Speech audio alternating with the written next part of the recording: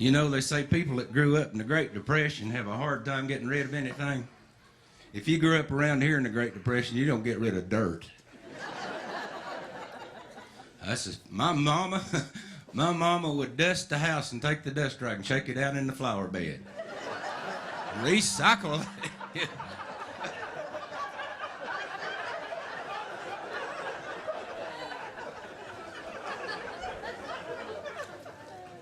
If you'd ask my mother, what's all this stuff in your house? She'd say, I collect things. And she did collect things.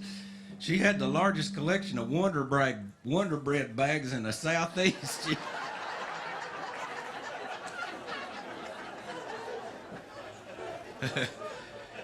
Down in the basement, she had a sheet of plywood on 2 sawhorses where she kept her Bread bag collection there. She'd get down to that last hill in there and she'd take that out and take it over to the Frigidaire and put it, butter on one half and a little blackberry jelly on the other half and fold her together. Stick that in her mouth and you take that bread bag out there and pick all of it out into the bird feeder. You know. And then she'd take that bag and her apron thigh there and flatten her out. Carry that carefully down to the basement and stack it on the top of 583,263 others just like it.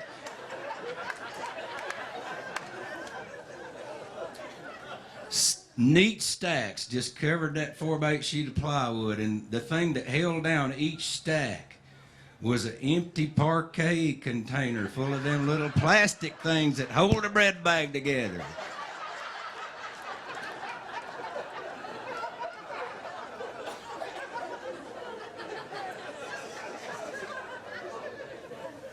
Now,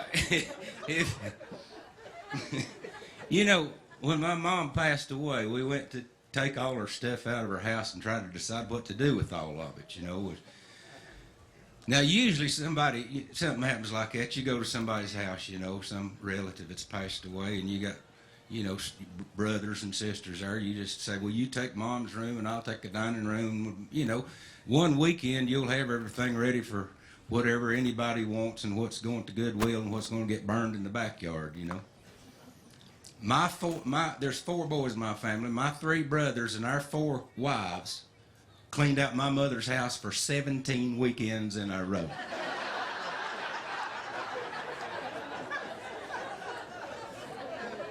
It got to where we was having a contest to see who could find the most ridiculous thing anybody'd keep, you know.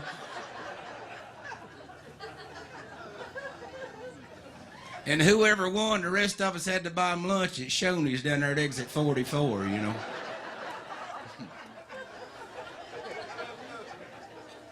This had been going on for about 12 weeks, and I hadn't even come close. I thought one weekend that I had the winner because I had found a brown paper grocery bag, and it had all the attachments to a Filter Queen vacuum cleaner that had died in 1967, you know.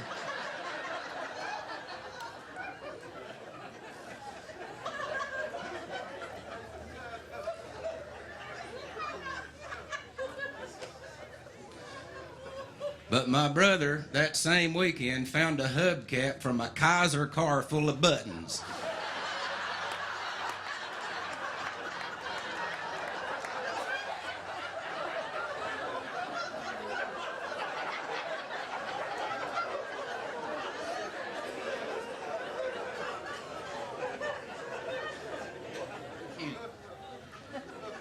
Well, this is one. Well, we got to where we weren't taking rooms. We just take pieces of furniture, you know, just take items because it's going to take all day to go through. You know, I mean, the couch. I think the couch took me 2 Saturdays. I found a bicycle wheel under a cushion.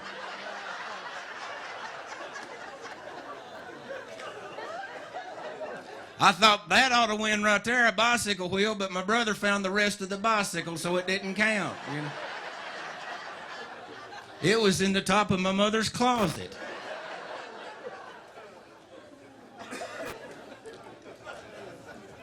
Well, one Saturday I drew first because everybody felt sorry for me because I was moping around because I never got free lunch, and I drew first, and I thought, Right there's the winning item. I got it now because I had drawn the dining room hutch. Now, y'all got a junk drawer at your house, ain't you? Okay? Where you keep a ball of twine and maybe like a yo-yo and that little Scotch tape dispenser that's cracked, but you taped it back together. You know.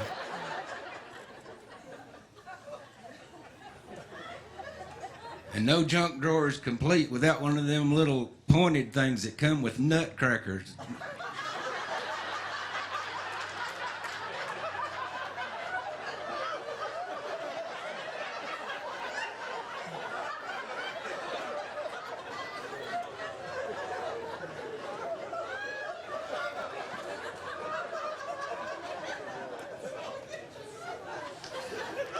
Well, I knew that I was going to win because the dining room hutch had 6 drawers in it.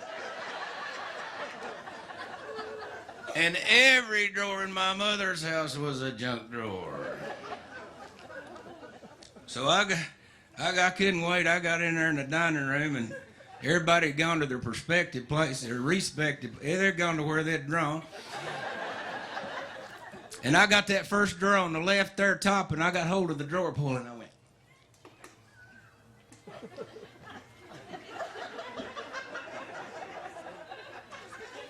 Pretty soon I had my boot up on the side of it. I had both feet up, my butt hanging out there in the air.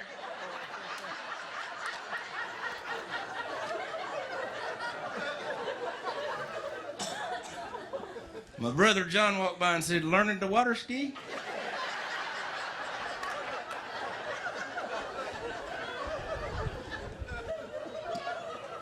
I said, "Why don't you go look for a hubcap full of something?" About the time he left the room, that drawer come open about that far, and down I went on the floor, and stuff went. And I jumped up and looked, and right there on the top of that stack was the winning item.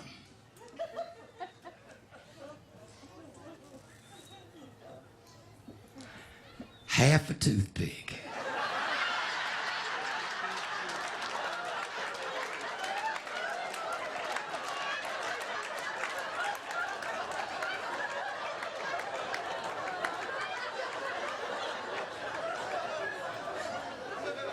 And it was in this bag, this Ziploc bag.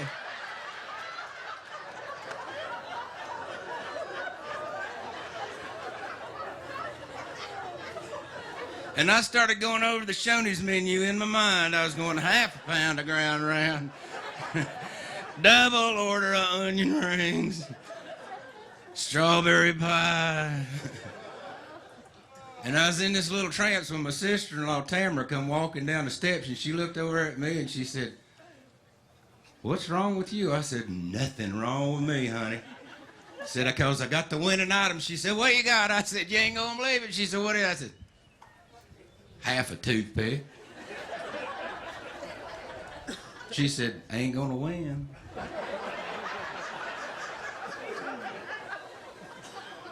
I said, "What makes you say that?"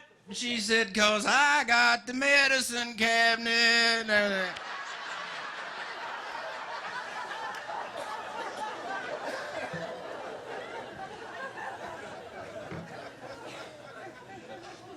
What? She reached in the hip pocket of her blue jeans.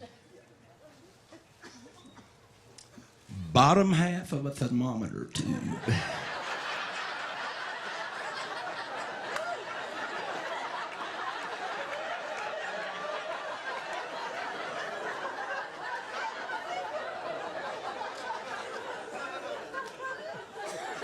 What are you gonna do, you know? I could see that pie fly, you know. My brother John come walking in and he said, "Y'all doing dancing lessons now, are you?" I said, "No, Tamara's celebrating winning again. She'd won 3 times. He said, "What she got?" I said, "Bottom half of a thermometer tube." He said, "Sorry." I said, "What?" He said, I said, what you got there? He said, Alka-Seltzer bottle.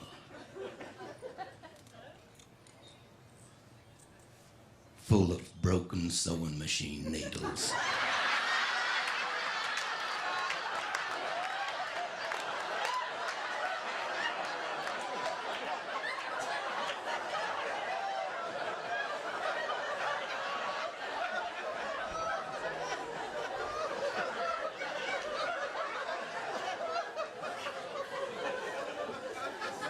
$37 and a half.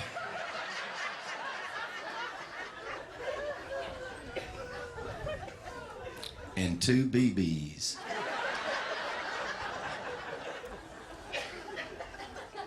You know, y'all got the same stuff I do. These are my treasures.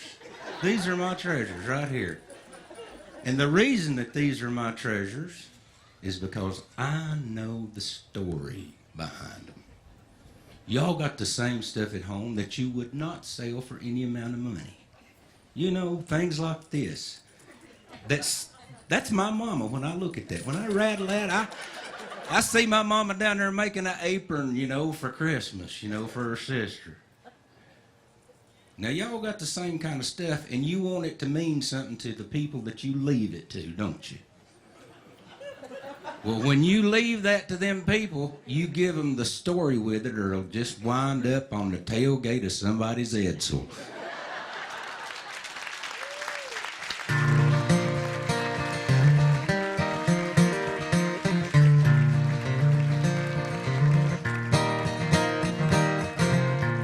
I wish I had my old truck back. The one I traded for this new Dodge van. The radio didn't work and the windshield cracked, but the wheel just felt right in my hands. It took a 10-inch pair of vice grips to roll the driver's window up, but I miss that truck. I miss that truck. Old things ain't always best. Sometimes it's best to go with new. Oh, but some old things become old friends, the kind you hate to lose. Old things are keys to memories, so keep the ones you can. 'Cause the journey is where you're going, but it's also where you've been.